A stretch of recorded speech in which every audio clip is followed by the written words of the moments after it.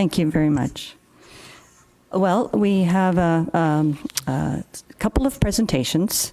The first one will be by Dr. Craig Orr, and the next one by Abby Hook from Hook Environmental, followed by just an open floor for discussion. And we'll close by just shortly before 4 with cake to celebrate. So first I'd like to invite Dr. Craig Orr up. He will be making a short presentation on principles of ecosystem services and nature therapy. Craig Orr is with the Watershed Salmon Society and is a core committee member on the Roundtable.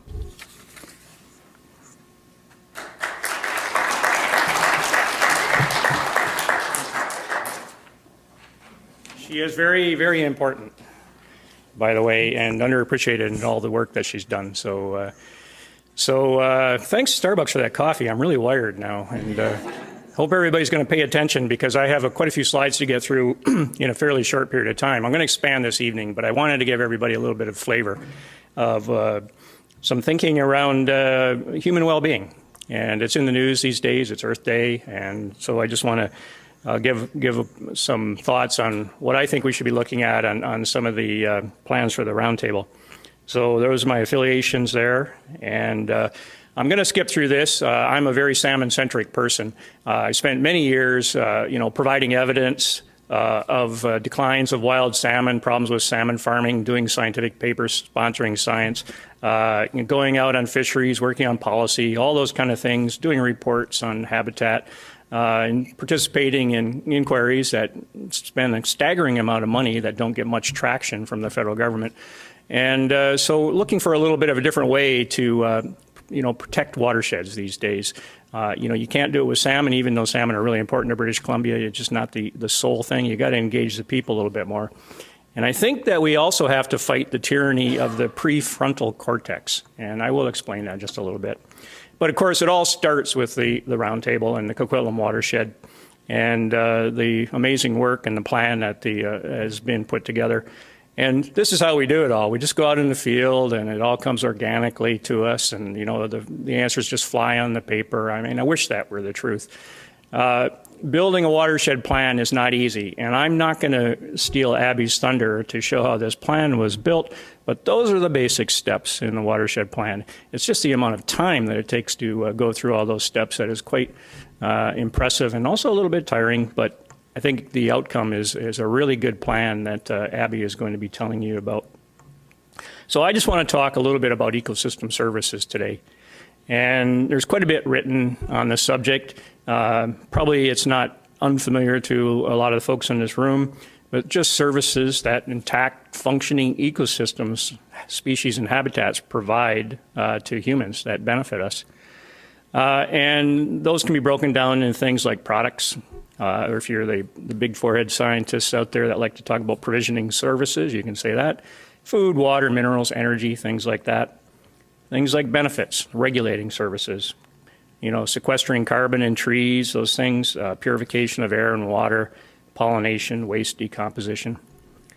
And cultural services, which I really think are quite important and undervalued in terms of their appreciation in terms of ecosystem services. And these are non-material benefits obtained through spiritual enrichment, like salmon coming back or, having epiphanies on the watershed.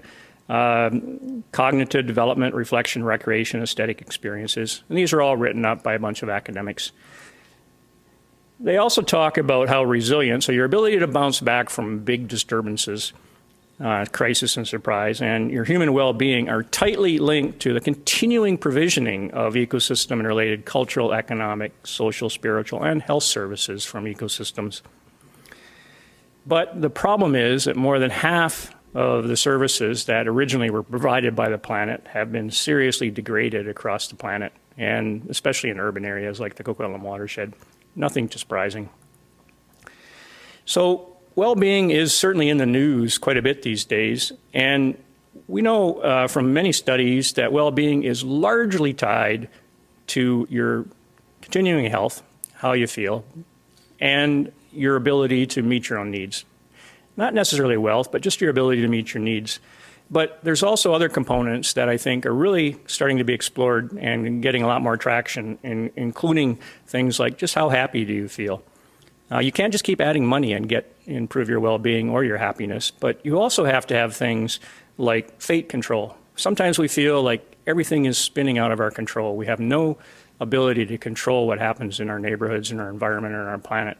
And that's a really important component of well-being that we'll talk a little bit more about, and that's one of the reasons why I think the Roundtable members have really been rolling up their sleeves and diving in, and also a sense of community capacity, which you're seeing here. So I'm only going to talk just briefly about 2 ecosystem services today. These are important to the Watershed Plan.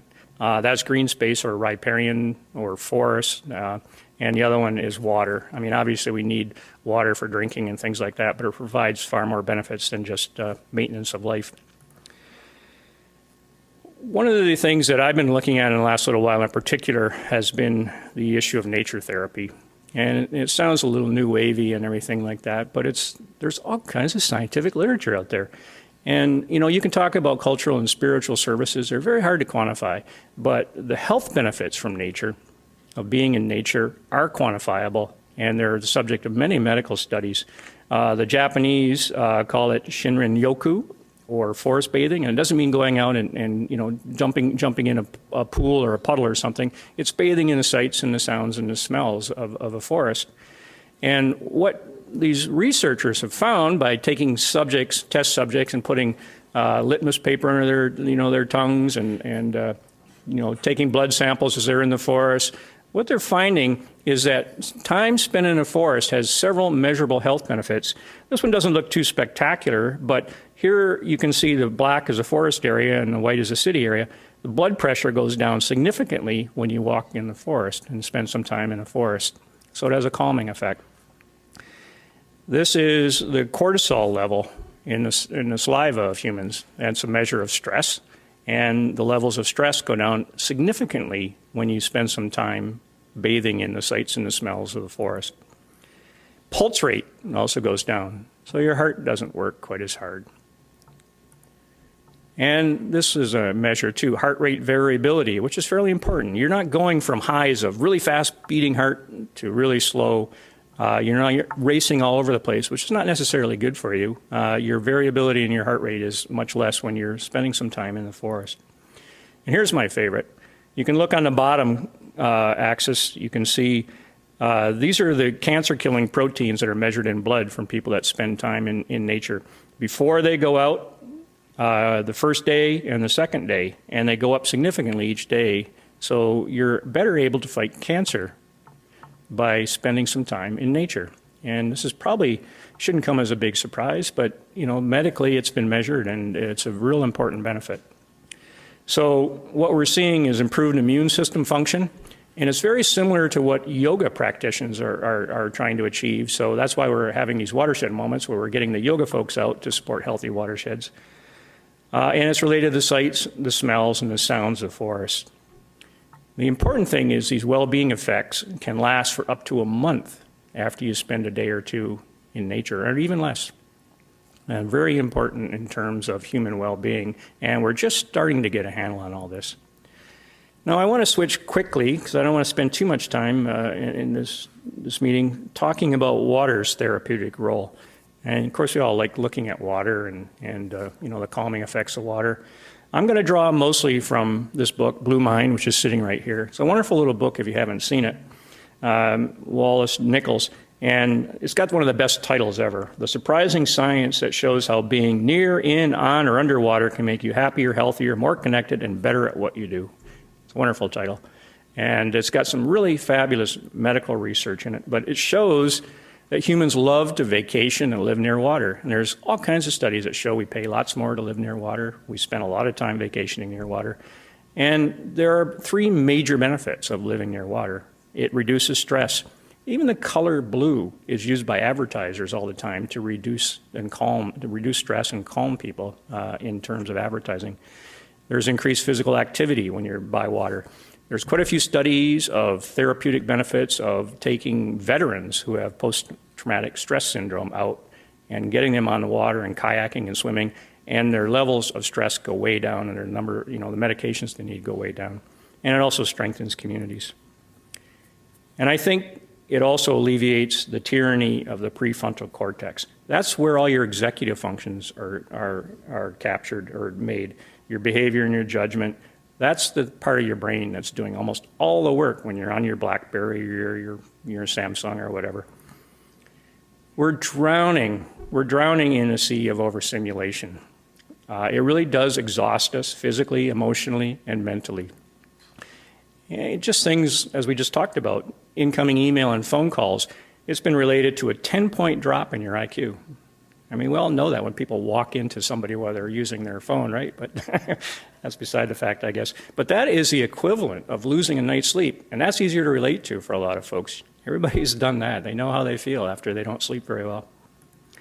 Focused time in nature really activates other parts of our brain, and it gives our frontal lobe or prefrontal cortex, again, associated with executive function, cognitive control, and supervisory attention, a break. And this is really, really important.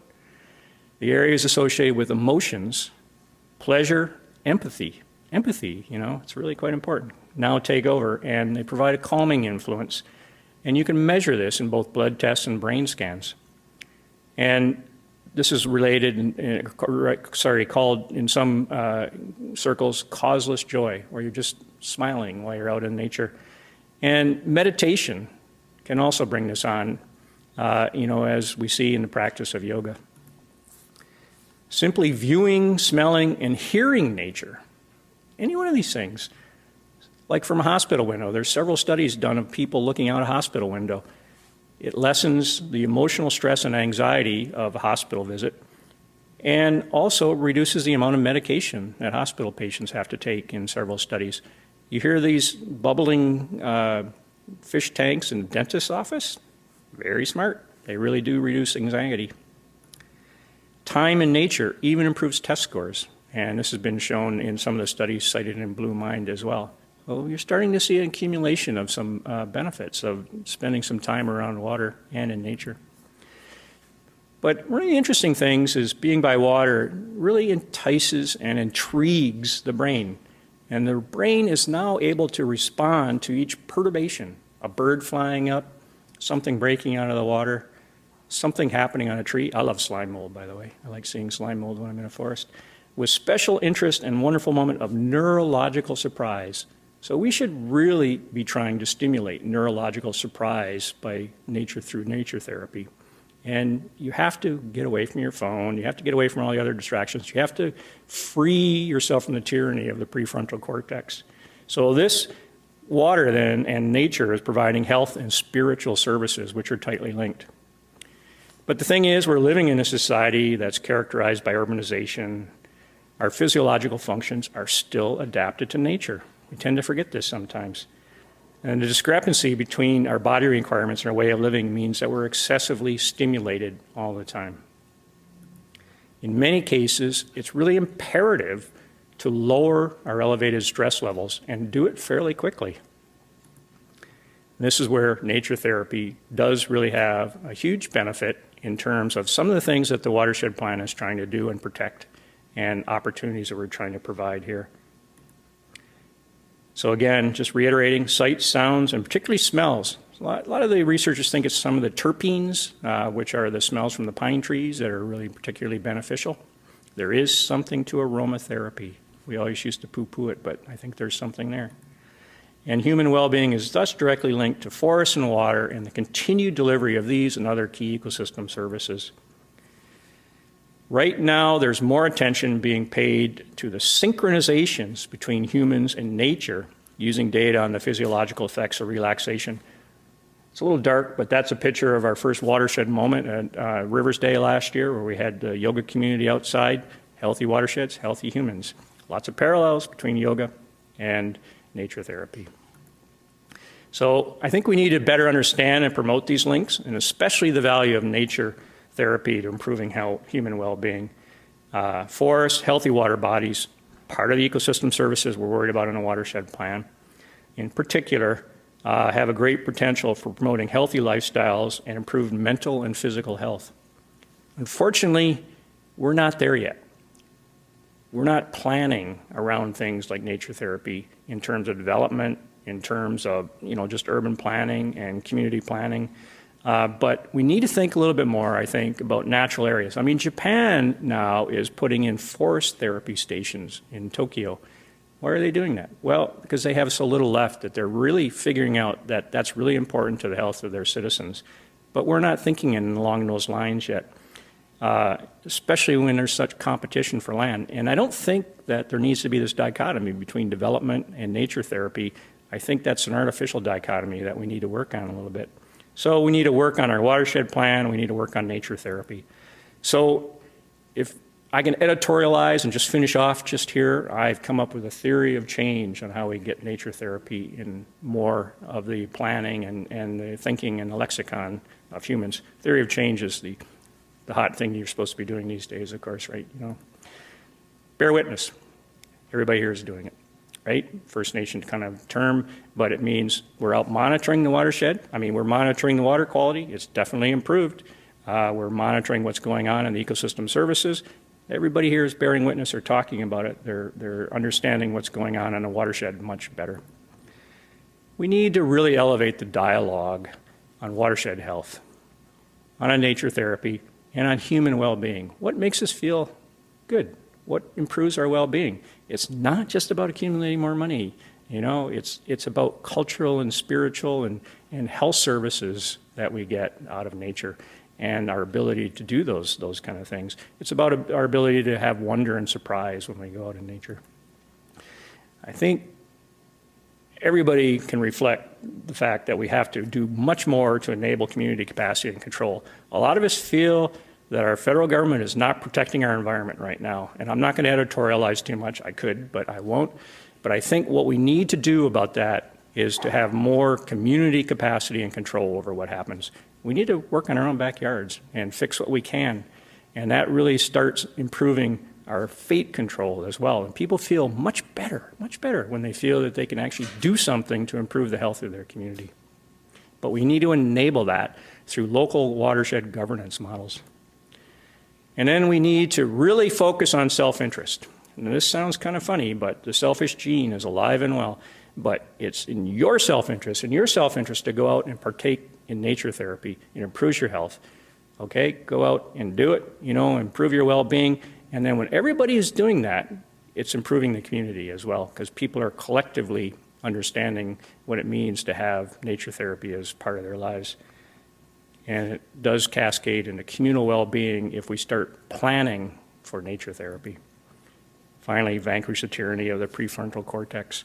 So my vision of the watershed, is at some point, I think we'll have real success when the local medical practitioners prescribe nature therapy for people. So 3 days, here's your prescription, 3 days in nature. Go out and enjoy yourself. Repeat as needed. I think if we can work more with the development community, the community planning, and incorporate some of these concepts of nature therapy and human well-being into community planning, we're going to be much further down the road. And this is a real model for a lot of other watershed governance practices around the world, I think. But we're trying it here in Coquitlam. And, you can look at these trails, improve the trails, the riparian areas. So we need to make some opportunities for more people to experience wonder and causeless joy, reduce their stress, and improve their physical and mental health by making sure we take care of the watershed. So I'm going to stop there, and I appreciate your time.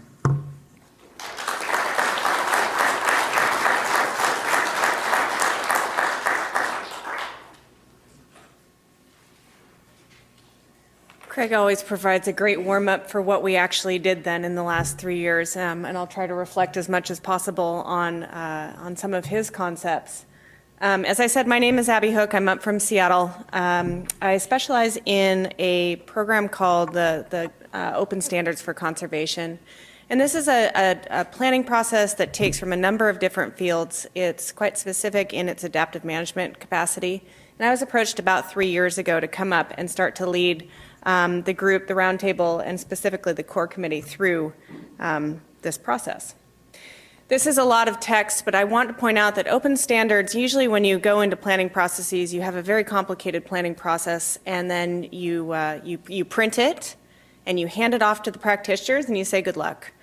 And if you look at this, this wheel, what I want to point out is that we only got to the first two steps: conceptualize and plan actions and provide monitoring metrics.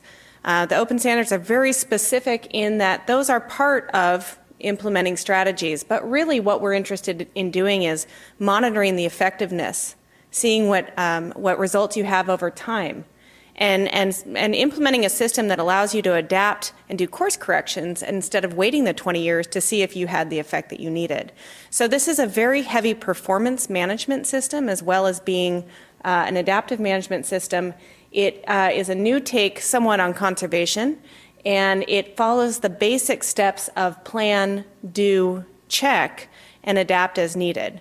It allows a number of different things that I'm going to go into in a minute, but some of the things that makes it different is allowing for scientific information as well as best professional judgment. It allows you to value your actual natural resources as traditionally thought about it in conservation, as well as the ways that conservation supports human beings. On Earth Day, I think it's really important, as I move into the next slide, when we think about what are the things that we care about conserving. We've spent the last couple decades, I was listening this morning that Earth Day was coined about 40 years ago. We spent the last couple decades thinking about how we save the Earth through elevating issues like the polar bear. And what we've learned is that we've gotten a little bit bored of that message. And now what we're thinking hard about is how does nature support our self-interest, our selfish gene that's alive and well? How does nature support you? And if we can start to message the things that nature supports in the Coquitlam Watershed that people don't necessarily make the connection between, I think we'll be much more adept at actually getting these conservation strategies implemented. So going back to November, I believe it was 2012, long time ago, we pulled together the roundtable the first time to ask 50 to 60 people, what is it that you care about in the watershed? What natural resources do you care about? But also, what are the things that your watershed supports in your everyday life that you need to keep going? And what the group came up with, well, there were hundreds of ideas, but what those ideas boiled down to was the river system. So as Craig said, water, riparian areas or the forests along streams and rivers, natural areas and salmon. And you can see right away that those are some base building blocks that actually support nature therapy, as Craig just described. They also support provisioning services, so things that can be logged or fished out of those areas, mined out of those areas. And so that started to start the conversation on, well, why do we need those four things? What is it about the watershed that supports the things that we care about as human beings? And that's a stewardship ethic, resource industries, livable communities as defined by some of the things that Craig just talked about, human health and safety, recreation, and cultural and spiritual values. So the brown ovals we're calling human well-being components, and they're for the first time really being put on the same table as your natural resource components or your environmental components that you traditionally have thought about when you do conservation planning. So it's a different approach. The next step in this, again, pulling together the roundtable, was what is it that's degrading those things that we care about, both the natural system as well as the things that are important to human beings, the human well-being components. Again, we had a roundtable meeting about 6 months later. There were hundreds of ideas that came out of that meeting, and they were boiled down to some top, what we call pressures, or the human activities that we know are degrading both the natural system as well as things like human health and safety.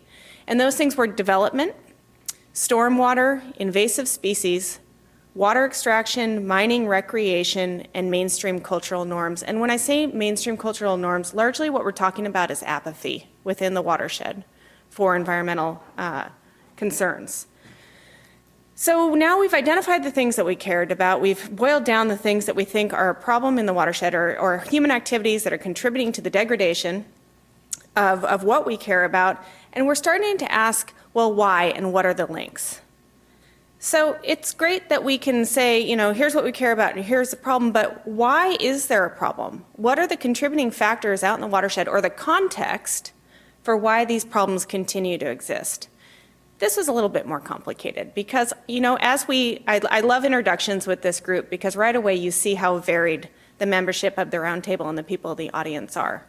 People who generally don't sit down to plan together. And when you sit those same people down and say, why do you think there's a problem? You're going to get a really different answer, and you're going to have day-long conversations that are at times difficult, and I see some of the task group members nodding about, coming to terms with and really reconciling different people's understandings of what they depend on and why there's an issue. So, because Real Estate Foundation is a funder and others in the room, I just happen to have development as an example. And this is part of what the group came up with. If we say, why is incompatible development a problem? First thing we're going to do is highlight what we think it affects. So we think that that incompatible development, not all development, but some development can harm riparian areas, natural areas, livable communities, again, thinking about some of the designs that Craig is referencing, and recreation. And if you say, well, why is that continuing to happen? Here are some of the ideas that came out. New development in sensitive areas. Why is new development happening in sensitive areas? Because there are grandfathered rights in inappropriate places. And these are just some, again, the underlying reasons or understandings of the people in the watershed for why there continues to be a problem. You could also ask, why is new development happening in sensitive areas? Because those ecologically sensitive areas aren't permanently protected. So again, there's no value judgment here. It's just the group's understanding of why this might continue to happen. Now, this is very simple. And what the development conceptual model, or this context mapping, actually looked like was this. So there are lots of different ideas on why you might have incompatible development going on in the watershed that relates both to existing development that perhaps is old and was put in before comprehensive planning, and new development that's occurring in sensitive areas. And I know not everybody can read this. That's not the point. The point is your context is complicated in this watershed. You have a lot of people. You've got economies to think about. You've got new people coming in. Every time I'm here, the train grows. It's amazing, and it's every 3 months, and I drive in and go, wait, where's traffic going now? But it's complicated, and you've got a lot of drivers that you need to plan around. The reason that we do this is often when you go to a group and you say, let's do a plan, and they say, you know what needs to happen is this. What this exercise does is it forces you to explain how your solution is going to track through to an overall positive effect on the things that you've said you've cared about. How is it going to change riparian zones? How is it going to improve livable communities? If you start to explain your context, then you have a better idea of what that theory of change is as your strategies play out over time. So I'm just going to grab a kind of a narrow view of that huge diagram. And this is what we're calling a submodel. And so we thought about one strategy that was proposed by the task group. And the task group was research what kind of incentive programs could be provided to development for greener development. And now greener has a lot of different meanings to a lot of different people. And development is largely using green programs already. But getting to Craig's ideas, how could you provide more experiences of nature closer to new development? How could your patterns change? How could you protect more? What would you have to do so that developers really think about it and so that it doesn't affect their bottom line? What kind of incentive programs from municipalities, et cetera? So we grabbed everything that we saw linked to the contributing factor, which was lack of incentives and resources to direct development into appropriate places. And then we tracked through those other contributing factors. So again, why is new development occurring in sensitive areas? One of the reasons was there was a lack of incentives and resources to direct development otherwise. And all of this information is available out in the hall. I'm just zipping through it quickly so that you know how to read it when you get out there. So again, you could place your strategies. Maybe another strategy would be, for development, would be buy areas to restore land. That would actually relate to a different part of the model. But you're starting to actually identify where your strategies are fitting into your context so that it's not just a laundry list that doesn't have any sort of context in thinking about how you're actually going to change your riparian areas, your natural areas, your livable communities, and recreation. So moving forward, once we've identified what the context is that we'd like to change, we actually do put that into a theory of change. And this is how this reads. If you put in a green development program, if you put in an incentive program, the first thing that'll have to happen is priorities will be established. So ecologically sensitive areas, one of the contributing factors is that they hadn't been properly identified or protected. There would be an effort to do this. You would go through and say, these are the top priorities of places that we want to direct development away from. You also would point out the grandfathered areas that had high ecological value. Now, could you politically do anything about them? That's another discussion, but at least they'd be identified. There would be recommendations to the municipalities for what kind of programs could actually get traction with the development community. There are great models out there in the rest of BC and Canada that could probably be brought in to take a look at. If the recommendations are made to municipalities and municipalities understand the value of areas and support the incentive programs, then the incentive programs are available to direct development. So again, what this allows you to do is to actually see how you would have to have context change along the way to have an overall effect on your riparian areas, your recreation, your open areas, etc. It also provides you an outcome that you would be able to measure. So in performance management language, you would be able to measure your implementation of the program, you'd be able to measure the effectiveness along the way of the program, and then you'd be able to see all the way over on the other end whether or not your status and trends of your environment were changing, whether or not you could measure how people felt about their ability to recreate in the developed part of the watershed. So we call these results chains, and again, they lay out what your expectations are along the way so that if you're not meeting those expectations, you can course correct. You can get the group back together and ask the question, why is this not working? Is there something we need to do differently or something that we need to add? So we've done these for 11 pressures. And I'm going to look at Margaret. We have 11 strategies that relate to the top pressures that were identified. We have these theories of change laid out, ready to go. We've got measures that are defined for many of them. And now we're in action plans and implementation. So the Watershed Plan is done. People worked hard for the last 3 years, and I have to offer congratulations for the number of people that stuck with this, because it is difficult to sit down at a very diverse table and battle your way through a common understanding. But here we are now, and the Watershed Plan is done, and we've started action plans for what were identified as the most ripe, ready-to-go strategies.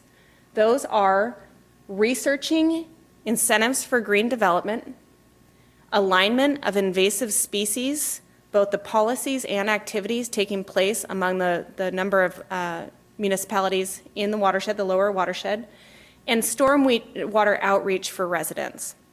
So these are the strategies that the task group and core committee felt were ready to go starting this year. And we've begun to develop action plans for who would be involved, when, and what measures would be to know whether or not, again, you were having the effect that you intended. What I wanted to point out is the nice thing about open standards is you don't end up with a 1,000-page plan. You end up with a working document that is easily readable and explains the logic of how you got to where you are in your strategies. However, there is a little bit of something that we need to consider, or you need to consider today as the audience and the decision makers and the roundtable, which is, that's the roundtable coordinator. It is Marnie, she is half-time, and Margaret's done a yeoman's job, and the city has been very generous to give the roundtable so much of her time. But a half-time FTE plus Margaret can't implement the strategies that have been developed. The intention was always that you would have a watershed plan, and there would be a variety of partners at the table that were the appropriate implementers. And now we've had the roundtable coordinator, we've had the task group and the core committee, and the number of volunteer hours put into this plan has been incredible. The funding has also it's been amazing to me that people have engaged for a full 3 years to get to this point. And we thank you because it was a lot of work. And the point is now that here, this wider circle, these are the implementers and decision makers. There are a number of strategies laid out ready to go with good logic for how they can change both things that humans derive benefits from in the watershed as well as the actual natural systems. But the task group and core committee is also they're not the people that can implement. They have brought these ideas back to their organizations to shop them. If the Watershed Plan is going to have good traction and actually be measurable over time, it's this wider circle of people that have to be engaged. So I am going to stop there and just to say thank you again for hanging in there. This has been a wonderful product with these strategies and the underlying logic. It's also been a wonderful process. Again, having people at the table for the 3 years of planning as well as the visioning that went on for a couple years before that. So I congratulate you. You've done a wonderful job.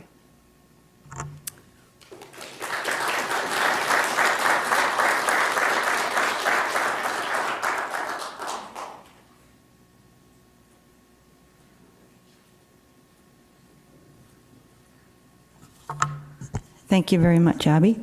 I'm going to take the next few minutes to invite some of you up to speak and say a few words, and then I'd open the floor. First, I'd like to invite Jack Wong up. Jack is the CEO with the Real Estate Foundation of BC, and through the support of the foundation, they have been grateful, generous funders to this watershed plan for the past 2 years. Thank you.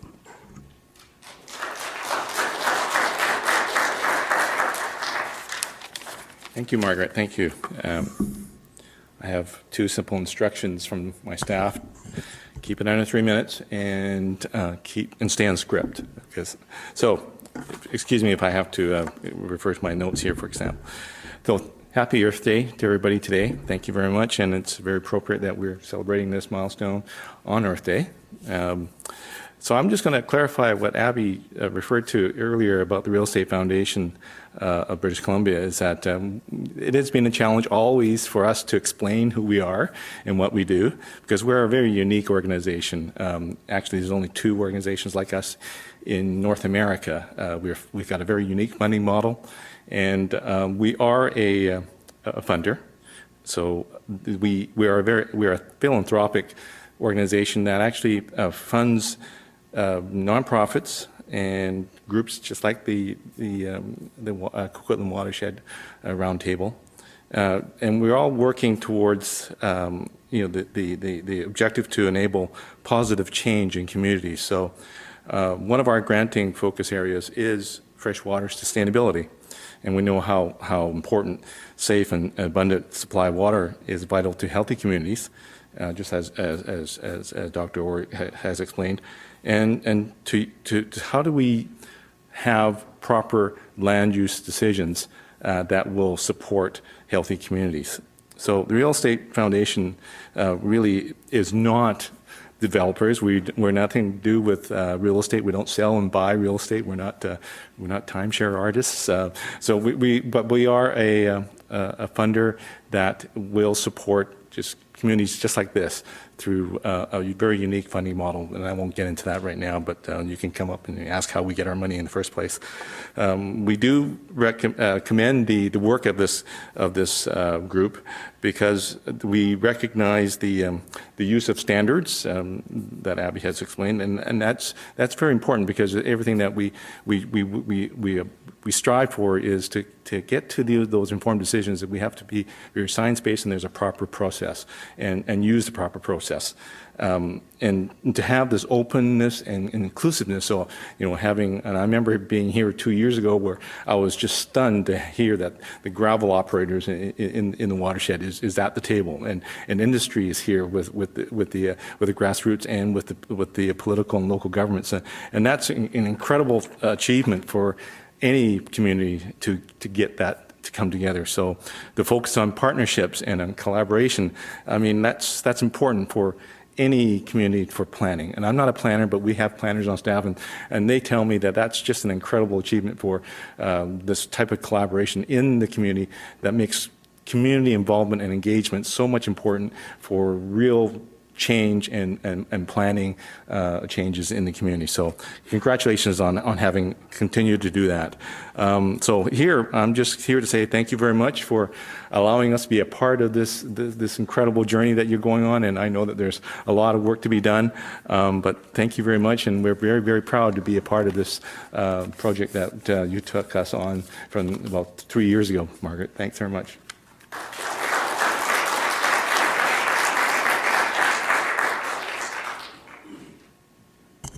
Thank you very much. I'd like to invite Steve Brown up. He would like to, one of our core committee members with the City of Port Coquitlam, to convey a message on behalf of Port Coquitlam.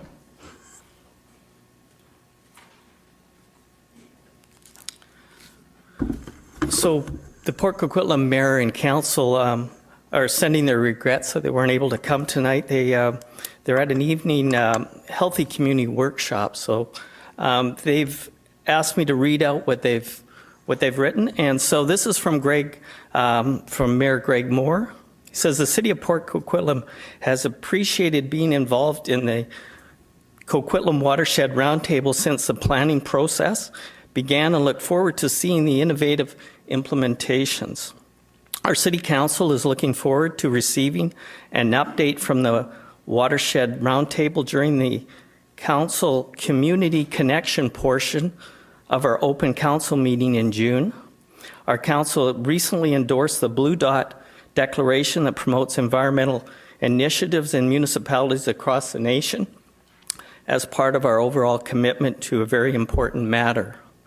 From Councillor Darrell Penner, thank you for everyone being involved, for your dedication toward preserving and protecting one of the great natural elements of our community, sacrificing one's time for the sole reason of ensuring our present and future generations will have the same opportunities our past generations have had is sincerely appreciated, in hopes that we will be able to enjoy the river and all its glory.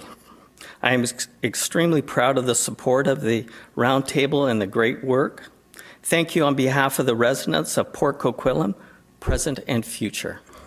Thank you.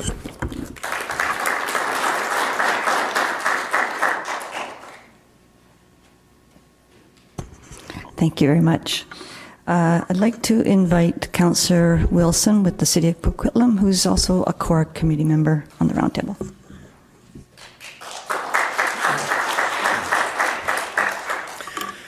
Thank you very much, and I just want to thank everybody for being here today. It's been a real honor to be part of this group, and I have to do a bit of a self-indulgent thing here and thank Elaine Willis for inviting me in the first place to come to the first Watershed Roundtable meeting, and I just was amazed at the depth of knowledge, the diversity in the room, and when I got involved in politics and I became a city councillor, it was a real honor to be part of your group. So I want to congratulate all of you for the work that you've done over the 3 years. It's been a phenomenal amount of work. And I just want you to know that our city really appreciates it. Me personally, I grew up in Winnipeg. Anybody who spent a lot of time in Winnipeg knows we're very lucky to live in Vancouver. Not a lot of nature in Winnipeg, and I'm so fortunate to live here, and I live right by Mundy Park, and everything that Craig talked about, I live. When I run in the park, my frontal cortex works very well. When I run past the lake in Mundy Park, it works even better, and I think we are so lucky to have the Coquitlam River and the watershed. It's just an amazing asset for our community. It's a total jewel for our citizens. And while there's been so much work done to protect the river already, there's lots more to do, and that's why we're so excited about what's happening today. And so I just, on behalf of the City of Coquitlam and all of Council, You can tell that it's extremely important to our council because 5 out of the 9 were able to make it today and wanted to be part of this to really show their appreciation. Really want to thank the funders who have funded the work up to this point. We never could have got this far without your support, so thank you very much. The people in the core committee who have put in 3 years of, like Abby was talking about, all the volunteer time has been absolutely phenomenal, and I've only been part of it for a very short period of time, but I've just been blown away by the passion and the commitment that you've all expressed, and how busy you are. And so we really appreciate all that work. Thank you very much to Abby for all the work she's done. Brent Asmundson, Councillor Asmundson, talked about how important Margaret has been to this whole process, and I've seen that firsthand over the last year and a half. So again, thank you very much, Margaret. And Marnie in the back there. Marnie, just, Marnie, again, has only been a part of this almost as long as I have, but her passion and commitment to this has been extremely inspiring for all of us. So thanks to all of you, and congratulations, and we really look forward to the implementation of this great plan. Thanks.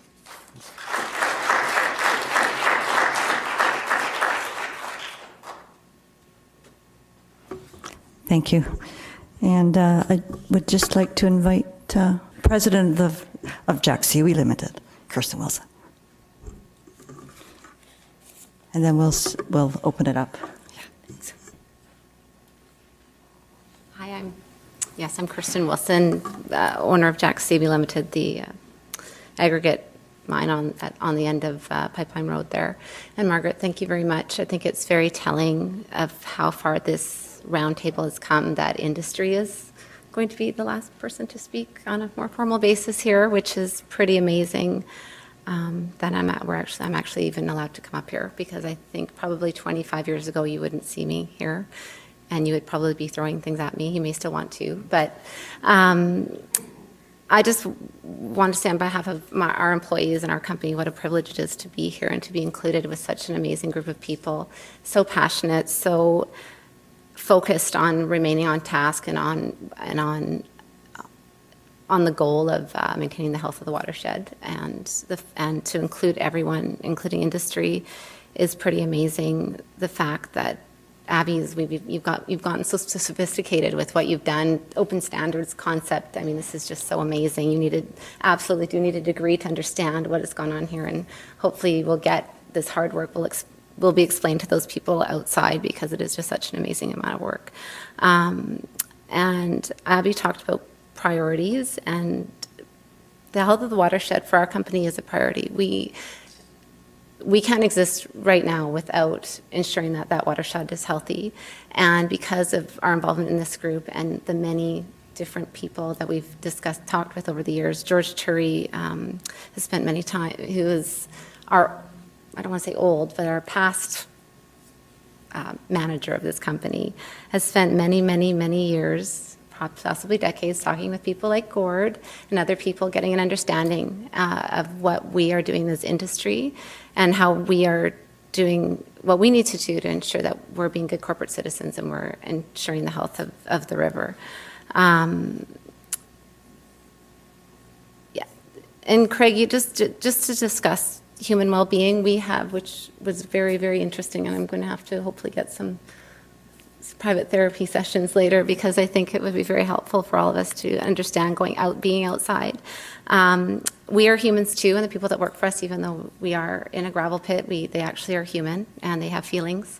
One, maybe, or two, and they care so much about what goes on out there. These are not people that are just out there haphazardly. We spend money, we have time, we plan. When it rains, like it rained last night, we have people out there checking pumps and checking ditches and making sure the water is going where it needs to go, so it doesn't end up in the Coquitlam River. And that is our goal, and we focus on that, and they believe it, and they care. So, I guess all I could say is, if you have any questions, I really urge you to understand who we are, to take some time to phone any one of us. You'll see who we are. George Turi, myself, Carmen.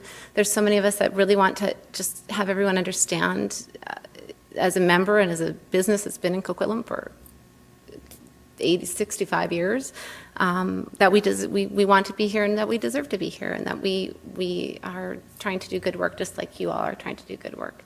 And Margaret, thank you so much for everything you do. You are an absolute whirlwind, and thank you for keeping us on task and keeping us included and accountable.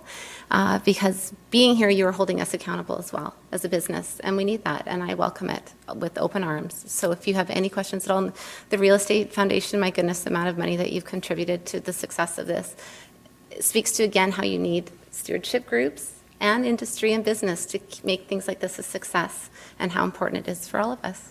So thank you so much.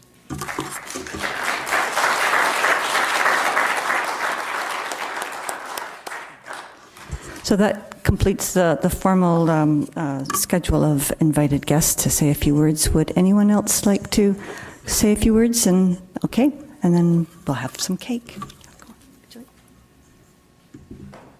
This is Gary Elgar with the Riverside Fish and Tackle, also a core committee member for Recreation. Thank you, Margaret. Again, my name is Gary. I'd just like to tip my hat to Mr. Norm Fletcher. I've known Norm for quite a few years. He's been a customer, friend, mentor, and people like Norm, we really need to tip our hats to. He's been in Port Coquitlam since pre-war, Norm? Yeah, during the war. And Norm is one of the gentlemen that will give me a lot of information, knowledge. I just want to tip my hat to you, Norm. Margaret, yourself as well too, but Norm is one of these people that are all the in-behind scenes that you normally don't get to see. Norm's worked on plenty of committees and have done lots. He inspires me, and inspires a lot of people. I just want to say that I'm so proud to have you as a friend, Norm, and to inspire all the rest of us. So I'd like to have a big warm applause for Norm Fletcher for all the work that he's done over the years. Thank you, Norm. I know you don't like that stuff, but I had to. And Margaret as well, too, for keeping me informed. I know I haven't made a meeting in probably close to a year, but Margaret informs me of everything that happens. And thank you, Margaret, for all your work. And Marnie as well, too. These people are all the in-behind scenes. So I just want to say something real quickly. I'm a lot of the ears and sight to what happens on the Coquitlam. Since I fish it on a regular basis, at least once a week I have to be on it, and with my family and stuff. And in the last few years, I've seen a major influx of fishers, anglers on the water. Number one reason why is because of enhancement. A lot of hard work that does happen on the Coquitlam. Number one thing that I see as well too is still lots of issues with mental health. We have a lot of homeless people on the river, i.e. I cleaned up probably 40 needles right in behind my shop this year. That is not even a quarter-kilometer stretch. We have something that's called an Adopt an Angler program that we put fishing rods in young anglers' hands, but most of it has been to the mentally ill. I think we've got close to a dozen people getting back to being close to the water again and fishing, which I think is a huge thing. So one of the things that I have seen is last week I know Maurice knows about this, the quality of a river is a big sign is a mayfly hatch. And I was part of something last week, which was probably the biggest mayfly hatch I've seen in years. Trout slashing all over the place. And it's a really inspirational thing that, you know, we're talking about mental health and feeling good. You know, that was such a good feeling to see something like that happen and witness. I think in my years of fly fishing on the river, I've maybe seen it twice, but never that big. So there are some really positive things. Spring's coming back to our river, which everybody gets their kick at the can. And the steelhead numbers this year, I've seen a lot of people catch their first steelhead this year and be part of probably about a dozen people that have caught their first steelhead this year. The cutthroat, the dollies, everything's coming back. Number one reason is, you know, you're seeing a lot of, say, i.e. the gravel pits in line with us again as well too. That's great with everybody sitting together. Hydro with the water levels coming up. There's a lot of positive things. You look at this river, back in the day, Norm, Clark Gable, John Wayne used to come to our river and fish it because this was probably one of the #1 steelhead rivers in North America. Right where River Springs is Steelhead Ranch. And hopefully one day this river is going to come back to being that. So I just want to thank you, everybody. First Nations sitting with us, which is huge. Industry sitting down, DFO. And so I just want to say thanks and letting me be part of something this special. Thank you.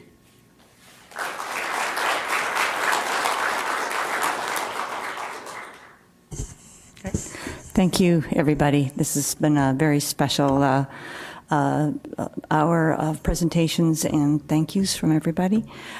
We have a cake and coffee to enjoy, so please, we should have somebody do the cutting.